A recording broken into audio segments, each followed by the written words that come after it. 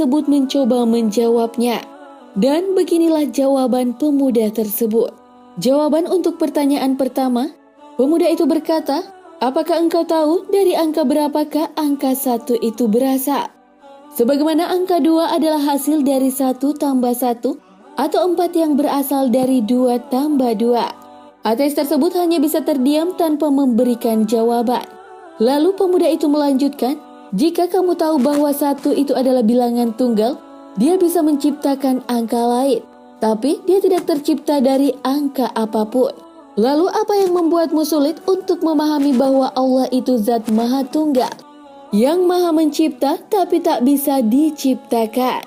Lalu lanjut jawaban kedua.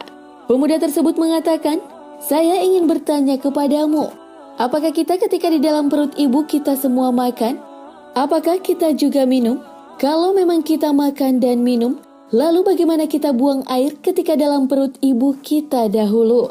Jika engkau dulu percaya bahwa kita dulu makan dan minum di perut ibu, dan kita tidak buang air di dalamnya, lalu apa yang membuatmu sulit untuk percaya bahwa di surga kelak kita akan makan dan minum juga tanpa buang air?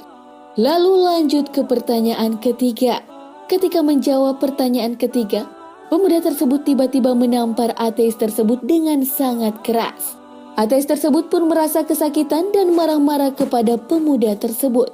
Lalu pemuda tersebut berkata, tanganku ini terlapisi kulit, tanganku ini dari tanah, dan pipimu juga terbuat dari kulit dari tanah juga.